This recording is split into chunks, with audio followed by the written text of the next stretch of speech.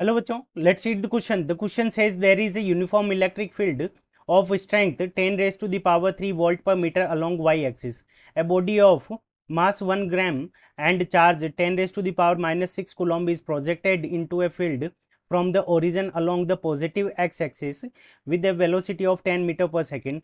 Its speed in meter per second after 10 second is neglect the gravitation. ठीक है बच्चों.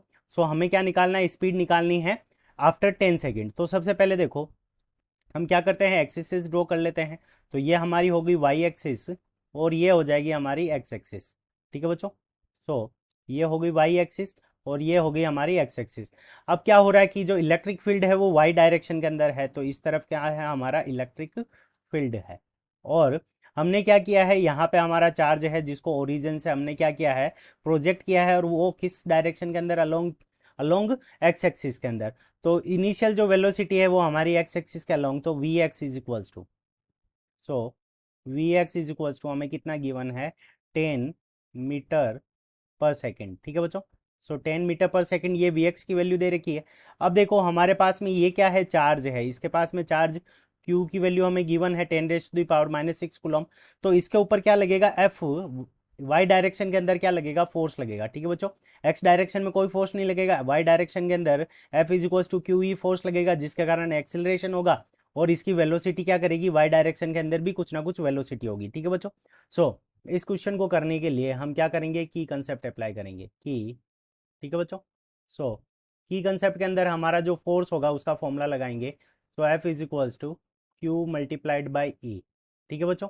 सो ये वाई डायरेक्शन के अंदर फोर्स लगेगा हमारा.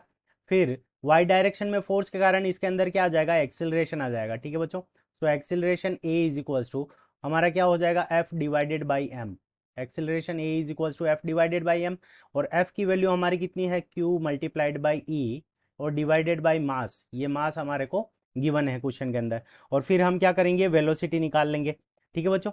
सो सबसे पहले इसके अंदर जो एक्सिलरेशन आएगा ए इज इक्वल्स टू, अब वैल्यू हमें कितनी दे रखी है, ठीक है, क्यू की वैल्यू हमें कितनी दे रखी है, 10 raised to the power -6 coulomb. तो यहाँ पे हम रख देंगे 10 raised to the power -6 multiplied by 10 raised to the power 3. ये हमें ई की वैल्यू गिवन है.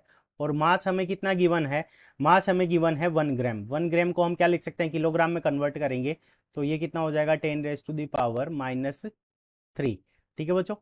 यहाँ पे देखो 10 raised to the power -6, 10 raised to the power, तो यहाँ से हमारे पास में क्या बच जाएगा, 1 आ जाएगा. एक्सिलरेशन की वैल्यू आ जाएगी 1 मीटर पर सेकेंड स्क्वायर. ठीक है बच्चों. अब देखो हम वाई डायरेक्शन के अंदर फाइनल वेलोसिटी निकालेंगे. तो V Y is equals to, अब देखो v is equals to U plus A T होता है, तो यू वाई प्लस एक्सिलरेशन हमारा कितना है, 1 मल्टीप्लाइड बाई टी. ठीक है बच्चों.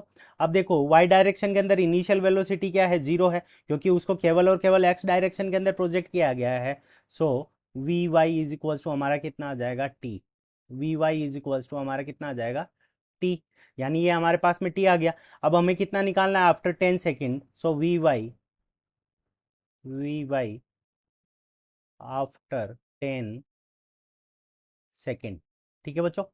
वी वाई आफ्टर 10 सेकेंड ये कितना हो जाएगा, तो यहाँ पे हम टी इज इक्वल्स टू 10 रखेंगे. तो आफ्टर 10 सेकेंड तो वी वाई की वैल्यू हमारे पास में कितनी आ जाएगी, 10 आ जाएगी. और इसको हम दे देंगे इक्वेशन नंबर फर्स्ट. अब देखो एक्स डायरेक्शन के अंदर जो वेलोसिटी है ये क्या रहेगी, कॉन्स्टेंट रहेगी.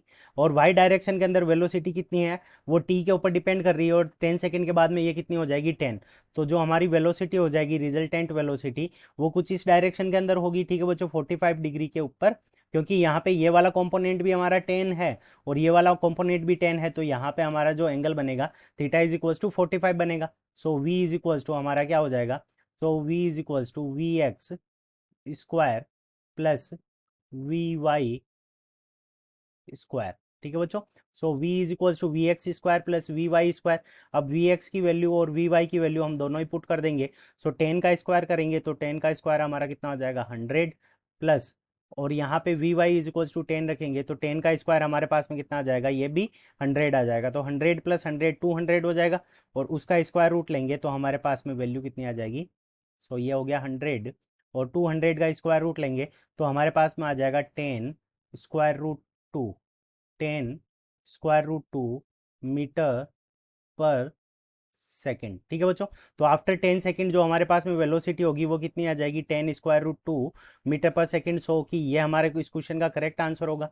अब ये हमें कौन से ऑप्शन में गिवन है, ऑप्शन थर्ड में। So option third is the correct answer of this question. I hope you understood it well. Best of luck, thank you.